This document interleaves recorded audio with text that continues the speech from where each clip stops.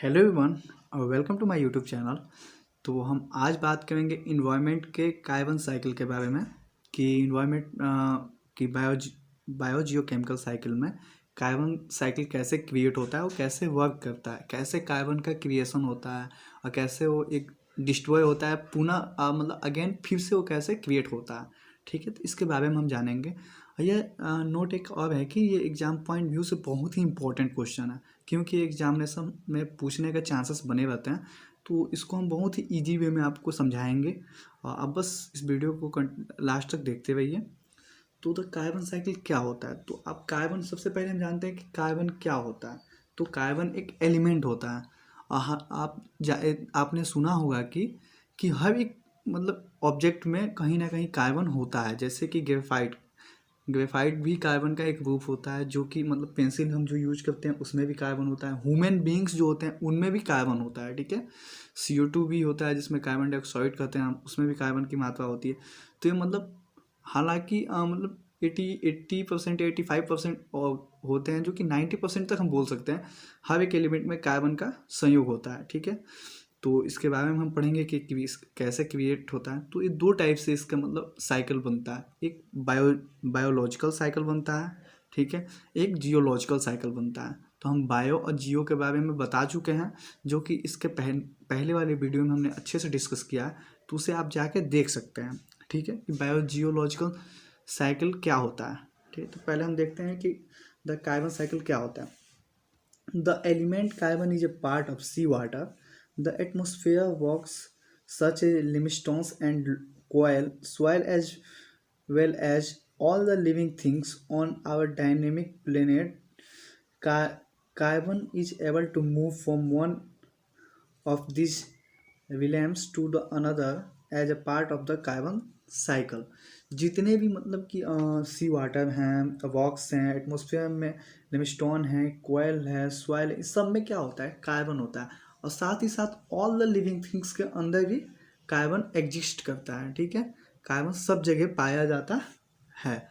तो वो कैसे मतलब कि ड्राइव करता है, वो मतलब कि क्रिएट होता है, कैसे डिस्ट्रॉय होके बाद पुनः फिर एटमॉस्फेयर के में जाके अगेन क्रिएशन होता है उसका, तो उसी के बारे में हम कार्बन साइकिल के अंदर जानेंगे। और उसमें कौन कौन से मतलब ऑब्जेक्ट पार्टिसिपेट करते हैं ये भी हम देखेंगे आगे कार्बन साइकिल में।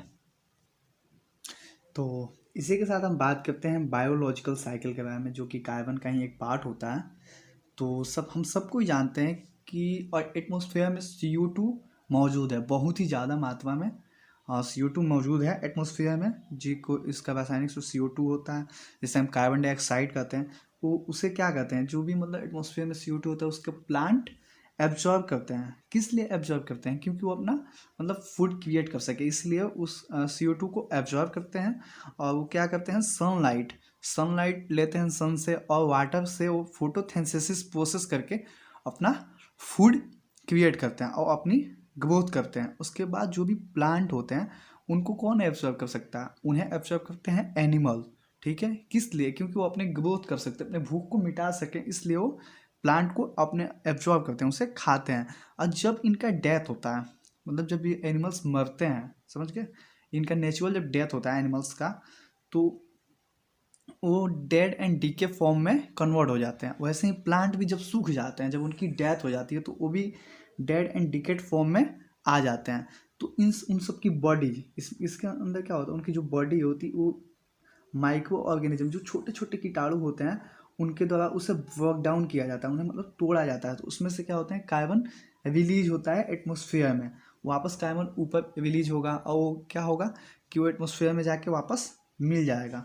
एक और प्रोसेस के द्वारा, जैसे कि एनिमल जब सांस लेते हैं, ठीक है, तो ऑक्सीजन जब अपने अंदर एब्जॉर्ब करते हैं तो क्या छोड़ते हैं, CO2 छोड़ते हैं। तो जब वो CO2 छोड़ते हैं तो क्या होते हैं, एक रिस्पायरेशन का प्रोसेस होता है, उसके थ्रू वो एटमॉस्फेयर में वापस चला जाता है। एनिमल भी हो सकता है और यहाँ पे ह्यूमन बीइंग्स भी हो सकते हैं। ठीक है, ह्यूमन बीइंग्स भी होते हैं, और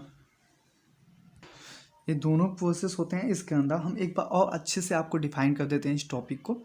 तो जो CO2 हमारे एटमॉस्फेयर में मौजूद होता है, उसको प्लांट क्या करते हैं, एब्जॉर्ब करते हैं। प्लांट उसे अपने मतलब ग्रोथ के लिए एब्जॉर्ब करते हैं, वो वो वहाँ से CO2 ऑब्जर्व करते हैं और नीचे सॉइल से वाटर लेते हैं और ऊपर से सनलाइट लेते हैं और फोटोसिंथेसिस प्रोसेस के द्वारा वो क्या करते हैं, इस अपना फूड क्रिएट करते हैं और ग्रोथ होता है उनका।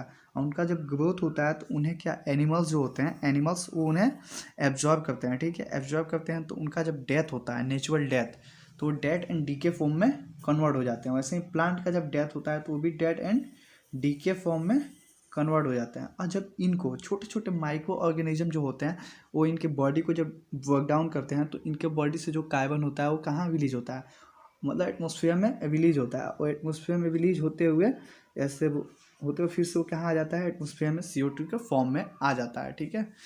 कार्बन रिलीज होता है और ऑक्सीजन स्प्रे करके एटमॉस्फेयर में CO2 कन्वर्ट हो जाता है। और ठीक एक और प्रोसेस होता है जिसे हम रिस्पिरेशन का प्रोसेस कहते हैं, जिसमें एनिमल ऑक्सीजन को एब्जॉर्ब करता है और CO2 को मतलब बाहर छोड़ता है। तो इस प्रोसेस के थ्रू वो एटमॉस्फेयर में CO2 आ जाता है। तो ये प्रोसेस क्या होता है, बायोलॉजिकल साइकिल ऑफ कार्बन कहते हैं हम इसे, ठीक है। तो ये बहुत ही इजी है, इसे आप समझ लीजिए। अगर समझ में नहीं आया तो आप हमें कमेंट करें, हम फिर से एक पर्टिकुलर वीडियो भी बना देंगे इसके ऊपर।